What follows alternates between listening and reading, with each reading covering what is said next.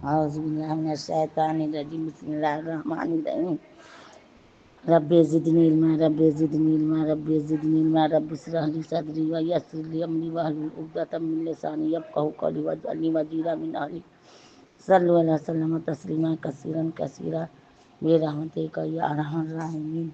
سورہ اللہ کے نام سے جو نہایت مہربان بہت رحم والا۔ 9واں پارہ شروع کرتی ہوں۔ آج سورہ اعراف ہی چل رہی ہے۔ السلام علیکم ورحمۃ اللہ وبرکاتہ۔ یعنی دلائل و براہین کی روشنی میں تمہاری ان مہلک کفریات سے خواہ ہم کتنے ہی بیزار کاررہ ہوں، کیا تم پھر بھی یہ زہر کا پیالہ ہمیں زبردستی پلانا چاہتے ہو؟ باطل اور جھوٹے مذہب کو سچا کرنا ہی خدا پر افطرا یعنی بہتان کرنا اور بہتان باندھنا، پھر بھلا ایک جلیل القدر پیغمبر اور اس کے مخلص متابعین سے یہ کب ممکن ہے کہ وہ معاذ اللہ سچائی سے نکل کر جھوٹ کی طرف واپس جائیں؟ جو سچے دعوے اپنی حقانیت یا مامور من اللہ ہونے کے کر رہے تھے، ان سب کا بھی جھوٹ افطرا ہونا تسلیم کریں۔ کسی کو ابتداءً نجات دے چکا کہ اس میں داخل ہی نہ ہونے دیا، جیسے حضرت شعیب علیہ السلام، اور بعض کو داخل ہونے کے بعد اس سے نکالا، جیسے عامہ مومنین۔ یعنی اپنے اختیار یا تمہارے اکراہ و اجبار سے ممکن ہے کہ ہم معاذ اللہ کفر کی طرف جائیں۔ ہاں، اگر فرض کرو خدا ہی کی معصیت ہم میں سے کسی کی نسبت ایسی ہو جائے تو اس کے ارادہ کو کون روک سکتا ہے؟ اگر اس کی حکمت اسی کو مقتضا ہو تو وہاں کوئی نہیں بول سکتا، کیونکہ اس کا علم تمام مسالہ حکمتوں پر محیط ہے۔ بہرحال تمہاری دھمکیوں سے ہم کو کوئی خوف نہیں، کیونکہ ہمارا بالکل اعتماد اور بھروسہ اپنے خدائے واحد پر ہے۔ کسی کے چاہنے سے کچھ نہیں ہوتا، بے شک اللہ حسبنا اللہ ونعم الوکیل۔ جو ہوگا اسی کی معصیت علم محیط کے تحت میں ہوگا، اس لیے ہم اپنے اور تمہارے فیصلہ کے لیے بھی اسی سے دعا کرتے ہیں، کیونکہ ایسے قادر علیم و حکیم سے بہتر کسی کا فیصلہ نہیں ہو سکتا۔ حضرت شعیب علیہ السلام کے ان الفاظ سے اندازہ ہو سکتا ہے کہ انبیاء کے قلوب حق تعالیٰ کی عظمت و جبروت، اپنی عبودیت یا افتقار کے کس قدر عظیم و عمیق، عمیق مانے گہرا، عظیم مانے بہت اونچا، عظیم و عمیق احساس سے معمور ہوتے ہیں، اور کس طرح ہر آن ہر حال میں ان کا توکل مانے توکل بھروسہ اللہ پر، اعتماد تمام وسائط سے منقطع ہو کر، یعنی ہر طرف سے منقطع ہو کر اسی واحد لا شریک لا پر، اللہ پر پہاڑ سے زیادہ مضبوط اور غیر متزلزل ہوتا ہے۔ یعنی باپ دادا کا مذہب جھوٹا، یہ تو دین کی خرابی ہوئی ہے۔ تجارت میں ناپ تول ٹھیک رکھی، یہ دنیا کا نقصان ہوا۔ ٹھیک ناپ تول ٹھیک نہ رکھنا، یہ دنیا کا نقصان ہوا۔ متعدد آیات کی جمع کرنے سے ظاہر ہوتا ہے کہ ان پر ذلہ، سیاہ، رجفہ، تین طرح کے عذاب آئے۔ ذلہ، سیاہ، رجفہ، تین طرح کے عذاب آئے شعیب علیہ السلام کی قوم پر۔ یعنی اول بادل سے سایہ کر لیا جس میں آگ کے شعلے اور چنگاریاں تھی، پھر آسمان سے سخت ہولناک اور جگر پاس آواز ہوئی، یا نیچے سے زلزلہ آیا۔ ابن کثیر: انہوں نے شعیب ان کے ہمراہیوں کو بستی سے نکالنے کی دھمکی دی تھی، سو وہی نہ رہی، نہ ان کی بستیاں رہیں، اور وہ جو کہتے تھے کہ شعیب علیہ السلام کے تباہ کرنے والے خراب ہوں، یہ سو خود ہی خراب اور خائب و خاسر ہو کر رہ گئے۔ یعنی اب ہلاک ہو، پیچھے ایسی قوم پر افسوس کرنے سے کیا حاصل جس کو ہر طرح سمجھایا جا چکا، مؤثر نصیحتیں کی گئی، آنے والے عواقب و نتائج سے ڈرایا گیا، مگر انہوں نے کسی کی ایک نہ سنی، بلکہ مخلص خیر خواہوں سے دستے گریباں ہی رہے۔ پیغمبروں کی بعثت کے وقت جب عموماً لوگ تکذیب و مقابلہ سے پیش آتے ہیں تو خدا کی طرف سے ابتدائی تنبیہ کے طور پر بیماری، قحط اور مختلف قسم کی سختیاں اور تکلیفیں مسلط کی جاتی ہیں، تاکہ مکذبین تازیانے کھا کر شرارتوں سے باز آ جائے، بارگاہ الہی کی طرف جھکے۔ جب ان تنبیہات کا اثر قبول نہیں کرتے تو سختی اور مصیبتوں کو ہٹا کر ان پر فراخی اور عیش و خوشحالی وغیرہ بھیجی جاتی ہے کہ یہ احسانات سے متاثر ہو کر کچھ شرمائیں اور حضرت ربوبیت کی طرف متوجہ ہوں۔ اللہم لک الحمد ولک الشکر، اللہم لک الحمد ولک الشکر ان اللہ مع الصابرین۔ یا ایس و ثروت کے نشہ میں چور ہو کر بالکل غافل بدمست بن جائے، گویا جہاں تک صحت، اولاد، دولت، حکومت بڑھتی جائے اسی کے ساتھ ان کی نحوست و غفلت میں بھی ترقی ہو، حتیٰ کہ پچھلی سختیوں کو یہ کہہ کر فراموش کر دے کہ تکلیف و راحت کا سلسلہ تو پہلے سے چلا آتا ہے، ہمارے کفر و تکذیب کو اس میں کچھ دخل نہیں، ورنہ اب جو خوشحالی کیوں حاصل ہوتی۔ یہ سب زمانہ کے التفاقات میں ہے جو ہمارے اسلاف کو بھی اسی طرح پیش آتے رہے ہیں، یعنی کہ جب انسان ڈٹا رہا تو یہی سب بولی بولا ہے۔ اللہ معبود اس حد پر پہنچ کر ناگہاں خدا کا عذاب آ دباتا ہے جس کی اپنے عیش آرام میں انہیں خبر بھی نہیں ہوتی۔ حضرت صاحب رحمۃ اللہ نے کہا کیا خوب لکھا ہے کہ بندہ کو دنیا میں گناہ کی سزا پہنچتی رہے تو امید ہے کہ توبہ کرے، جب گناہ راست آ گیا تو یہ اللہ کا بہلاوا پھر ڈر ہے ہلاکت کا، جیسے کسی نے زہر کھایا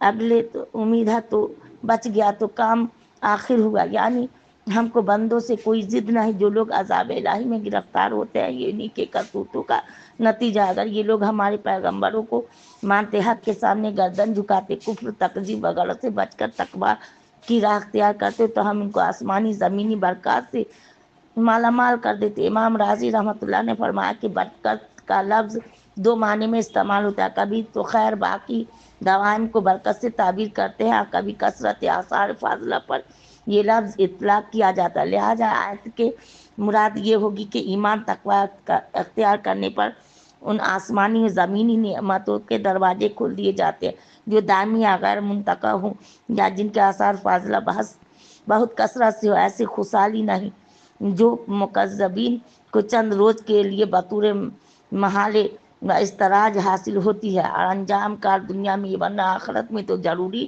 وبال جان بنتی ہے۔ یعنی جب عیش و آرام میں غافل پریش ہو رہے ہوں یا دنیا کے کاروبار لہو لعب میں مشغول ہوں، اس وقت خدا کا عذاب ان کو دفعتاً آ گھیرے۔ اس بات سے یہ لوگ کیوں نڈر اور بے فکر ہو رہے ہیں، حالانکہ جن اسباب کی بنا پر گزشتہ اقوام، قوم کی جگہ اقوام ہے کی جمع ہے، گزشتہ اقوام پر عذاب آئے ہیں وہ ان میں بھی موجود ہیں، یعنی کفر و تکذیب اور سید الانبیاء صلی اللہ علیہ وسلم کے ساتھ مقابلہ محاربہ، یعنی دنیوی خوشحالی عیش کے بعد جو خدا کی ناگہانی پکڑ ہے اسی کو مکر اللہ خدا کا دعو فرمایا۔ عیش و تنعم میں پڑھ کر وہی لوگ خدا کی ناگہانی گرفت سے بے فکر ہوتے ہیں جن کی سامت اعمال نے انہیں دھکا دے دیا ہو۔ مومن کی شان یہ ہے کہ وہ کسی حال میں خدا کو نہ بھولے۔ سبحان اللہ الحمد۔ ظفر اس آدمی نہ جانیے گا گاہوں کے ساتھ ہی صاحب فہم جیسے ایس گیا میں یاد خدا ہی نہ رہی۔ ظفر اس آدمی نہ جانیے گا وہ ہو کیسا ہی صاحب فہم جسے ایس میں یاد خدا ہی نہ رہے، جسے تیس میں خوف خدا ہی نہ رہا۔ جیسے پہلوں کو پکڑ لیا تمہیں بھی پکڑ سکتے ہیں۔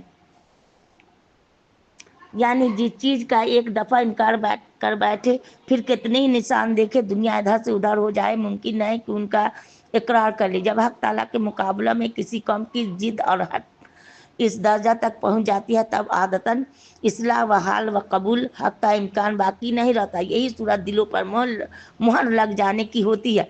یہاں واضح فرما دیا کہ اللہ کی طرف سے دلوں پر مہر لگا دینے کا کیا مطلب۔ تنبیہ لقد جاءتہم رسولہم بالبینات سے معلوم ہو گیا کہ جو انبیاء علیہ السلام قوم نوح علیہ السلام، عاد، سمود، قوم لوط، اہل مدین کی بستیوں کی طرف مبعوث ہوئے، سب بینات واضح نشان دے کر بھیجے گئے۔ پس ہود علیہ السلام کی قوم کا یہ کہنا ہود اما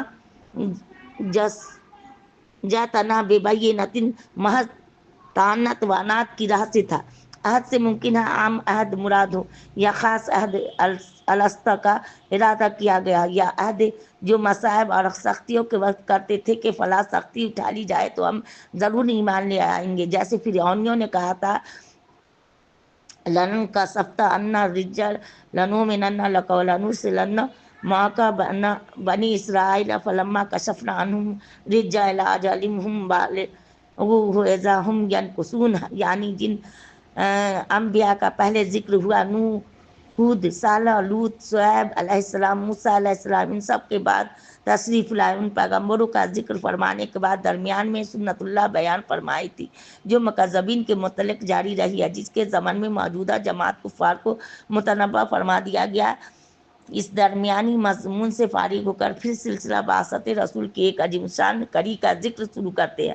اس سے زیادہ مفسد کون ہوگا جو خدا کے سفرہ کو جھٹلائے، یعنی کہ خدا کے سفرہ کا مطلب کہ خدا کے پیغمبر کو ایک آیات کی تکذیب، اللہ کی تکذیب اور حق کی تلفی کرے، مخلوق خدا سے اپنی پرستش کرائے۔ آگے ضروری واقعات ذکر فرما کر اس انجام کی تفصیل کی گئی۔ اکثر مفسرین نے حقیق کے معنی جدر لائق کے لیے ہے، اسی لیے اللہ کو بمانے بارے لینا پڑا ہے، یعنی میری شان کہ یہی لائق ہے کہ خدا کی طرف سے کوئی ناحق اور غلط بات نہ کہوں۔ بعض نے حقیق کو بمانے حریص لیا، لیکن مترجم محقق رحمۃ اللہ نے حقیق کو قائم و ثابت کے معنی میں لیا ہے، جس کا مطلب یہ ہوگا کہ میں بدون ادنا تزلزل و تذبذب کے طور کی پوری مضبوطی اور استقلال کے ساتھ اس پر قائم کے سچ کے سوا کوئی چیز زبان سے نہ نکالوں۔ خدا کا پیام بلا کم کاش تم کو پہنچا دوں، یہ اور تمہاری تکذیب و تخفیف کی وجہ سے ذرا بھی نہ ڈگمگاؤں۔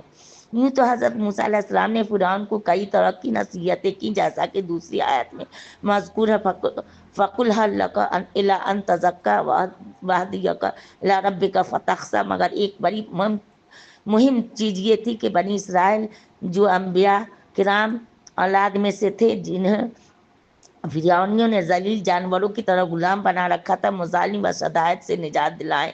اس موقع پر فرعون کو مخاطب کرتے ہوئے اسی چیز کی طرف توجہ دلائی ہے، یعنی بنی اسرائیل کو اپنی قید و بےگاہ سے نجات دے کر وہ آزادی کے ساتھ اپنے پروردگار کی عبادت میں مشغول ہوں اور میرے ساتھ اپنے وطن معلوف ملک شام میں چلے جائیں، کیونکہ ان کے جد اعلیٰ حضرت ابراہیم خلیل اللہ نے عراق سے ہجرت کر کے شامی میں قیام فرمایا تھا۔ بعد حضرت یوسف علیہ السلام کی وجہ سے بنی اسرائیل مصر میں آباد ہوئے۔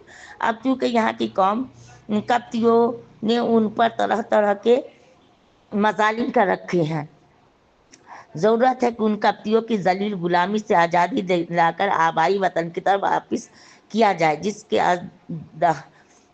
ہونے میں کسی کے شک و شبہ کی گنجائش نہ تھی۔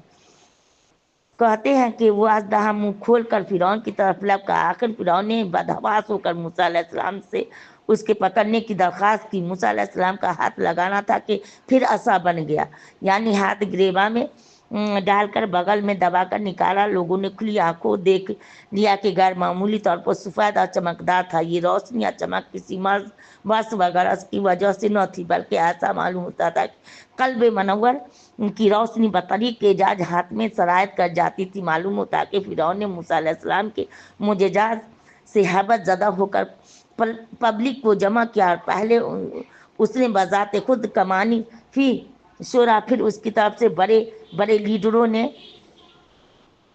اس رائے کا اظہار کیا کہ موسیٰ علیہ السلام معاذ اللہ کوئی بڑے ماہر جادوگر معلوم ہوتے ہیں، یعنی قبطی کہتے تھے فرعون والے، کیونکہ جو خارق موسیٰ علیہ السلام سے ظاہر ہوئے ان کی حسیات کے موافق جادو سے بہتر ان کی کوئی توجہ نہ ہو سکتی تھی۔ یعنی عجیب و غریب ساحرانہ کرشمے دکھا کر مخلوق کو اپنی طرح مائل کر لیا، انجام کار ملک میں اثر و اقتدار پیدا کر کے اور بنی اسرائیل کی حمایت آزادی کا نام لے کر قبطیوں کو، جو یہاں کے اصلی باشندے ہیں، ان کے ملک وطن مصر سے بے دخل کر دیے۔ قبطی اور فرعونیوں کا کہنا تھا ان حالات کو پیش نظر رکھ کر مشورہ دو کہ کیا ہونا چاہیے، یعنی کہ فرعون نے کہا۔ مشاورت باہمی کے بعد یہ پاس ہوا کہ فرعون سے درخواست کی جائے کہ وہ ان دونوں موسیٰ ہارون کے معاملہ میں جلدی نہ کرے۔ ان کا بہترین طور اور مؤثر جواب یوں ہو سکتا ہے کہ چپراسی بھیج کر تمام قلمرد میں سے فن سحر کے جانے والے، جو ان میں سے بڑھ کر اس فن کے ماہر ہیں، سہار ہے، مطلب شہر کی جمع سہار، جس سے جمع کر لیے جائے، ان سے ان کا مقابلہ کرایا جائے، چنانچہ یوں ہی کیا گیا۔ سبحان ربک رب العزت عما یصفون، سلام علی المرسلین والحمد للہ رب العالمین، وآخر دعوانا الحمد للہ رب العالمین۔ اللہ قبول فرما، جو غلطی سلطی معاف کریے، آپ لوگ بھی معاف کریے گا۔